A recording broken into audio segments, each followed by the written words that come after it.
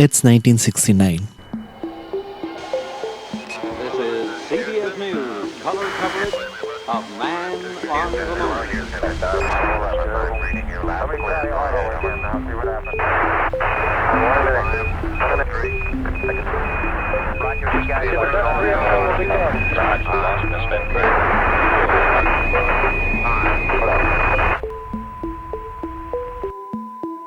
Former President of USA Richard Nixon is offering his condolences on public TV to the fallen astronauts of Apollo 11, Neil Armstrong and Buzz Aldrin, after the space flight to the moon crashed on the lunar surface. Good evening, my fellow Americans. Fate has ordained that the men who went to the moon to explore in peace will stay on the moon to rest in peace. These brave men, Neil Armstrong and Edwin Aldrin, know that there is no hope for their recovery.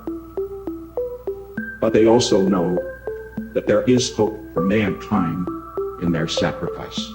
Okay, that didn't happen. Apollo 11 was a success and Neil Armstrong was the first person to step on the moon. But did you look at that almost perfect rendition of something that never took place?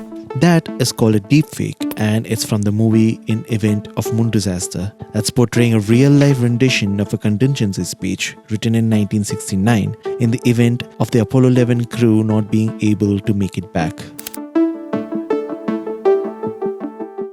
Basically Photoshop on steroids, deepfakes are videos produced through the use of artificial intelligence, melding images and sounds that originate from huge amounts of data fed to the deep learning algorithms. They make people appear to say things they've never said and do things they've never did. They appear so real, it is often difficult to tell if they are fake. Have you seen Barack Obama call Donald Trump a complete dipshit? President Trump is a total and complete dipshit. Or Mark Zuckerberg brag about having total control of billions of people's stolen data? Or witness Jon Snow's moving apology for the dismal ending of Game of Thrones. I'm sorry we wrote this in like 6 days or something. Well, if you've seen any of these, you've seen a deepfake. For now, when you see them, it's fairly easy to recognize that it's often fake, but it's not the case in every video. Some videos, if you're not really looking for it, can be very good at faking the voice and the character in the most authentic way possible. Get out of this, there's a bomb in there, get out! Now this poses a major concern.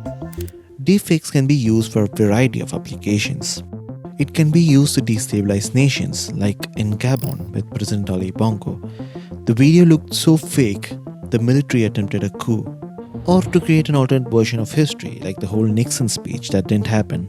Indian politician Manoj Tiwari used deepfake videos in his campaign to make it appear as if he speaks Haryanvi, a Hindi dialect spoken by his target voters. Now, this isn't the first time deepfakes have been used to swing voter views towards a favorable position.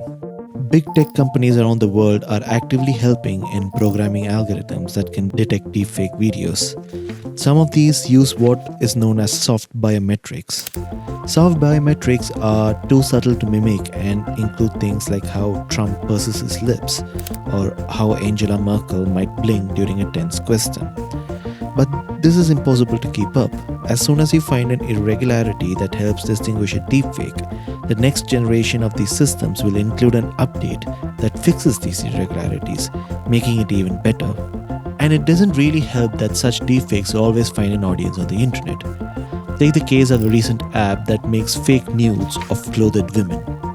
The images are obvious fabrications, but they can be convincing at a glance, and sometimes that's all that's needed. Generated videos known as deepfakes are being used to put women's faces on pornographic videos without their knowledge or their consent, and right now there is very little recourse for the people who are the victims of this. Now imagine, it's the day before the election. A video of a candidate saying something controversial is leaked to the press. The opposing candidate shares it in his Twitter, strongly condemning it.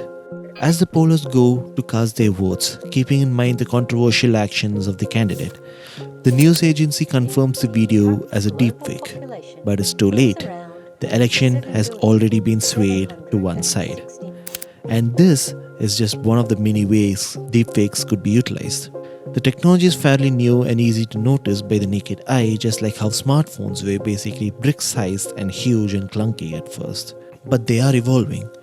And just like how smartphone technology has come a long way from being where it was 20 years back, deepfake technologies could grow to a point where we can't believe anything we see.